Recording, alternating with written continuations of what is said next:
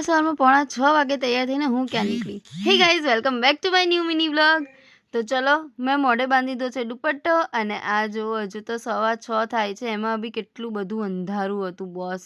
અને પપ્પા મૂકવા આવવાના હતા અને આ પપ્પાની પાછળ બેસીને હું નીકળી ગઈ છું મારી કોલેજ જવા માટે. કારણ કે આજે અમારી કોલેજમાંથી ઇવેન્ટ છે તો અમે લોકો જઈએ છીએ સાયન્સ સિટી. અમારી બસ આવી ગઈ છે, બધી મંડળી બસમાં બેસી ગઈ છે, હાય હેલો થઈ ગયું છે ને હવે અમારી બસ ચાલુ થવાની તૈયારી છે. આ બસ અમારી ઉપડી પડી છે મસ્ત રીતે અને મારી ફ્રેન્ડ મારી બાજુમાં બેઠી હતી, બધાને હાઈ કરે છે. અને બસ આ થોડું ઘણું શૂટ કર્યું અને સાબરમતી નદી જોઈ, રિવરફ્રન્ટમાં બી આ બસ વચ્ચે આવી ગઈ અને બસ પછી હું તો ઊંઘી ગઈ હતી. સરસ યાર, ખરેખર બસવાળી ઊંઘ છે ને ક્યાંય નહીં આવતી. વાત તો સહી હે.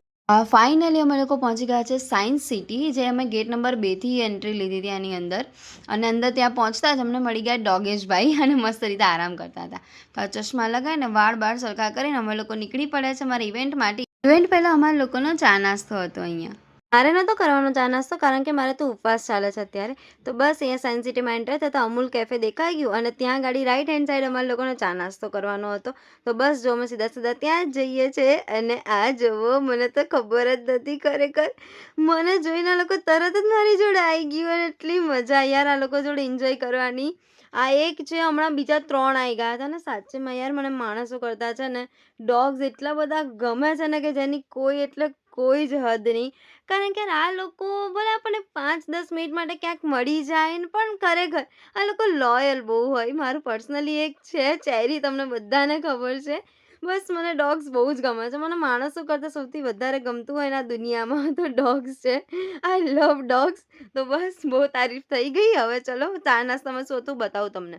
તો નાસ્તાની અંદર હતું સમોસું, સેન્ડવિચ હતું અને ચટણી હતી. અને મેં લઈ લીધી હતી કોફી, ખાલી મારે કોફી જ પીવાની હતી. અને આ જો અહીંયા ડોગેશભાઈ એક બેઠા છે ને આ આખી જગ્યા છે જ્યાં અમે લોકો ચા નાસ્તો કરવા સવારે ઊભા રહ્યા હતા. અને આ છે સામે કેફે, જ્યાં બપોરનું અમારું જમવાનું પણ ત્યાં જ હતું. ને પછી અમે આવી ગયા છે ઓડિટોરિયમમાં, જ્યાં પહેલાં અમારો AI પર લેક્ચર થવાનો હતો. તો બસ એટેન્ડ કરવા આવ્યા હતા. તો મારે નહોતો કરવાનો કેમ કે મારે અહીંયા સ્ટોલ હતો જેમાં મારે ડિજિટલ માર્કેટિંગ વિશે બોલવાનું હતું. આ આખું માઇક્રોન કંપની છે, એમનું એક NGO છે જે વિસ્ટેમ કરીને છે. તો એમનું આખું ઓર્ગેનાઇઝેશન હતું આ માઇક્રોન અને વિસ્ટેમનું. તો બસ આવા અમારા સ્ટોલ્સ હતા જ્યાં અલગ અલગ AI વિશે બોલવાનું હતું.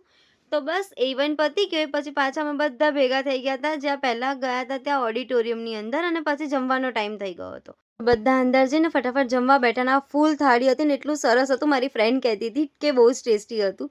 અને આવું અંદરનું કંઈક ઇન્ટિરિયર છે જે બહુ સરસ હતું. મારે ઉપવાસ હતો તો મને પ્રોવાઈડ કરી હતી છાશ.